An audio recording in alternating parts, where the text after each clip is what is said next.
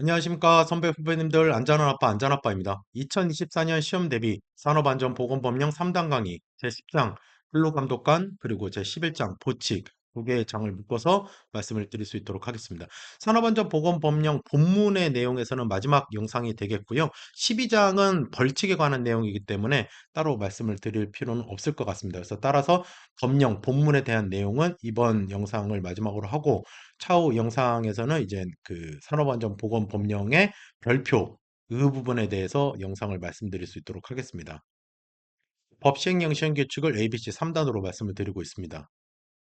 이번 영상 제 155조서부터 166조까지의 영상입니다. 1장 근로감독관 155조 근로감독관의 권한에 대한 내용이 문제가 정확히 이렇게 나왔습니다.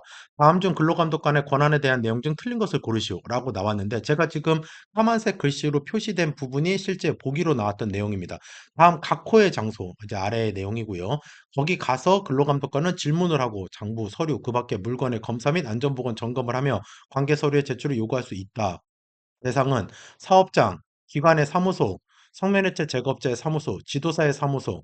여기서 말하는 기관의 사무소라 하면은 이제 안전보건 전문기관이나 작업환경기관이라든가 그런 앞서 이 법령에 나왔던 모든 이 관련된 기관들이죠. 안전보건에 관련된 검사에 필요한 한도의 무상으로 제품 원재료 또는 기구를 수거할 수 있다. 그 결과를 전자적 형태가 아닌 서면으로 알려한다. 관계인에게 보고 또는 출석을 명할 수 있다. 명하여만 한다. 이렇게 해 가지고 틀린 것을 고르시오로도 나올 수가 있습니다. 그 신분을 나타내는 증표를 지니고 관계인에게 보여줘야 하며 출입 시 성명, 출입 시간, 출입 목적 등이 표시된 문서를 관계인에게 내줘야 한다라고 나와 있습니다. 나왔던 문제입니다.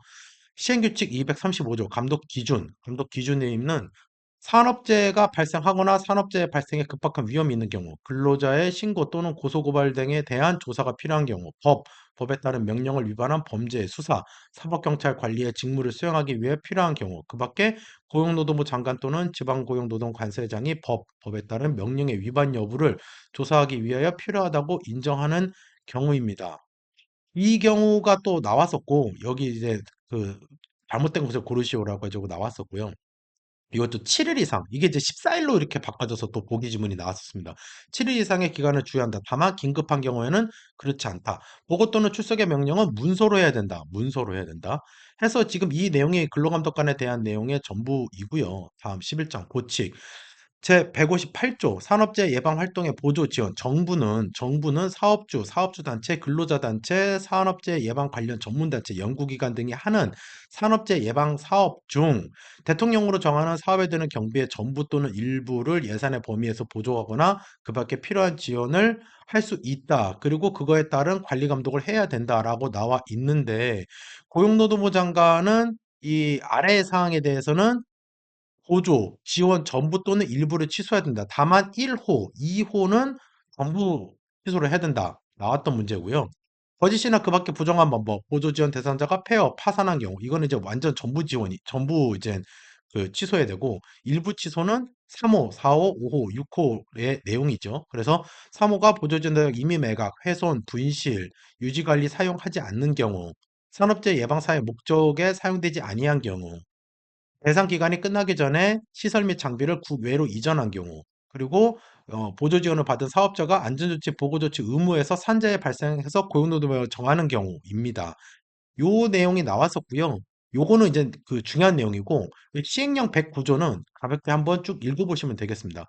그리고 이 기간은 보시면은 5년, 3년, 5년 요 내용이 지금 여기의 내용에 따른 이 기간 보조 지원을 제한할 수 있는 기간이 요 내용이라는 거죠. 이것도 가볍게 한번 읽어주시고 중요한 건 요 내용입니다. 그리고 내리시면요. 영업정지의 요청이라고 나와 있습니다. 근로자가 사망하거나 사업 중 인근 지역에 중대한 피해를 발생한 경우, 명령을 위반하여 근로자가 업무로 사망한 경우에는 영업정지를 했는데 이게 이제 그 작업중지의 내용이랑 같이 연계해서 좀 보시면 좋을 것 같습니다. 여기 보시면 이제 1항 제1호 여기의 내용이죠. 많은 근로자가 사망하거나 사업장 인근 지역에 중대한 피해를 주는 대통령이 정하는 사고란 어느 하나를 말한다. 여기 보시면은 동시에 두 명 이상 근로자가 사망하는 제43조 사망 각호에 따른 사고가 뭐냐? 그게 요 내용입니다. 예, 43조의 내용이. 그래서 근로자가 사망하거나 부상을 입을 수는 다른 설비, 에서의 누출 화재 폭발, 인근 지역에 주면 인적 피해를 입을 수 있는 설비에서의 누출 화재 폭발 사고가 그 대상의 내용이죠. 이렇게 발생을 하면 영업 정지를 해야 되는 사업주에 대한 영업 정지를 해야 된다라는 거죠. 그리고 이제 요 내용, 요것도 이제 보시면 72시간 2명 이상 사망제. 그러니까 여기 앞서 나왔던 여기의 내용이 여기 지금 나와 있는 거죠. 예. 그래서 동시에 2명 이상의 근로자가 사망하는 재해란 해당 재해가 발생한 때로부터 그 사고가 주원이 되어 72시간 내에 2명 이상이 사망하는 재해를 말한다. 72시간 내에 2명이 사망하는 재해가. 그거고요. 그다음에 이제 여기서 보시면 과징금을 부과하는 경우에 다음 각호의 사항을 고려 도급금의 기간 횟수, 관계 수급인의 근로자의 산업재해 예방에 필요한 조치 행위의 노력의 정도, 산업재해 발생 여부. 그래서 요건 도급이랑 묶어가지고 같이 나올 수가 있습니다. 도급은 제가 앞서 영상에서도 말씀드렸지만 5장이었죠? 예, 도급 시 산재 예방 조치. 그 5장에 대한 내용이랑 연계돼서 같이 나올 수가 있습니다. 자, 그 다음에 비밀 유지. 나왔던 문제입니다. 다음 각호의 어느 하나에 해당하는 자는 업무상 알게 된 비밀을 누설하거나 동의해서는 아니 된다. 근로자의 건강재해 예방하기 고용노동 장애를 필요하고 인정하는 게 그러하지 아니하다. 라고 나와 있습니다. 유해위험 방지 개선을 검토하는 자, 공정안전보고서를 검토하는 자, 안전보건 진단하는 자, 안전인증하는 자, 신고 수리에 관한 업무를 하는 자, 안전검사하는 자, 자율검사 프로그램 인정 업무를 하는 자는 비밀 유지의 의무가 있다라는 거죠. 그리고 유해이력성 조사 보고서 또는 조사결 검토하는 자, 물질안전보고자를 제출받는 자, 대체 자료를 제공받은 자, 그리고 건강진단하는 자, 역학조사를 하는 자, 그리고 등록한 지도사라면 건설재 예방 지도기관이겠죠. 그리고 이제 안전보건 전문기관이라든가 거기가 이제 해당이 되겠고요. 그 다음에 서류의 보존, 요게 이제 또 자주 나옵니다. 이게 몇 년이냐, 다음 중 3년인 것은, 다음 중 2년인 것은 이게 또 자주 나오는데, 안전보건관리 책임자, 안전관리자, 보건관리자, 안전보건관리 담당, 산업보건 선임계, 이 선임계에 대한 서류, 관련된 서류, 서류는 3년이고요. 여기서 보시면 회의록, 이게 협의체죠. 회의록은 2년, 그리고 지금 이것만 2년이고 나머지는 3년입니다. 안전조치 및 보건조치에 관한 사항으로 고용노동부가 정한 서류라고 나와 있습니다.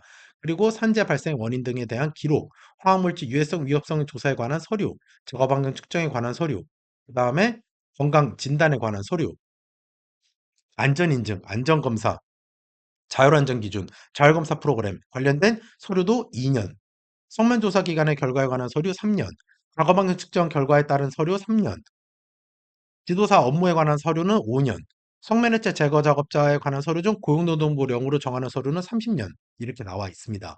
그래서 이 부분 뭐가 몇 년이고 뭐가 몇 년, 특히 이제 자주 나오는 게 2년짜리, 3년짜리를 비교해서 나오는 문제가 많고요.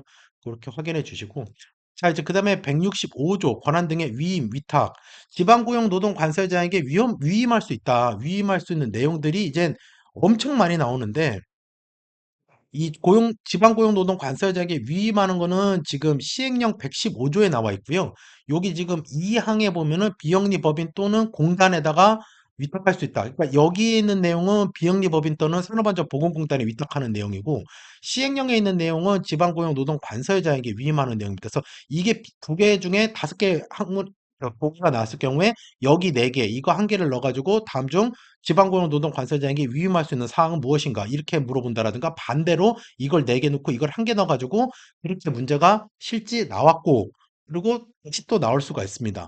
그래서 여기 보시면은 여기에 있는 내용은 다 공반 그리고 관계전문 기관에 위탁할 수 있는 내용인데 보시면은 이 정부의 책무에 중에서 1항 2호부터 7호까지 이게 지금 4조에 가면 이게 정부의 책무입니다. 근데 그게 다 산재 예방의 업무에 관련된 내용인데 보고, 그리고 표준재정위원회, 기관, 안전보건 교육, 유해위험 방지계획서 접수, 공정안전보고서, 안전보건지 이게 지금 사실상 보면요. 산업안전보건공단에서 실제 지금 현재 하고 있는 사업들이 다 여기 들어가 있습니다. 안전 및 보건에 관한 평가, 건설재해 예방 전문지도의 기관에 대한 평가, 안전인증, 확인, 안전인증 기관, 자율안전 확인, 안전검사, 안전검사 기관, 자율검사 프로그램, 자율안전 검사 기관에 대한 평가, 조사 수거 성능시험, 유해위험 기계에 대한 정보의 종합관리, 유해위험성 관한 평가 관한 업무. 지금까지 제가 영상에서 다뤘던 산업안전보건법령의 모든 내용이 지금 어떻게 보면 다 들어가 있다고 볼 수 있습니다. 물질안전보건자료, 성면조사 능력, 성면조사 기간, 작업환경 측정 기간, 그리고 특수건강진단기관, 역학조사, 지도사 보수교육, 지도사 연수교육, 보조 지원의 취소, 환수 업무. 그러니까 이게 지금 여기에 나와 있는 내용이 공단이나 관계 전문 기관이고요. 이쪽에 있는 거는 이제 지방고용노동관서의 장. 그래서 이 두 개를 섞어서 나올 수 있는 부분이고 실제 나왔었다. 그래서 요 부분까지 이렇게 말씀을 드리고요. 지금 이번 장에서는요. 제가 지금 찝어 드린 거 외에서는 나올 수가 없습니다. 그래서 제가 지금 말씀드린 요 내용만 보시면 되겠습니다. 그래서 이번 영상을 요렇게 마치도록 하겠습니다. 시청해 주셔서 감사합니다. 항상 도전을 응원합니다. 열심히 하겠습니다.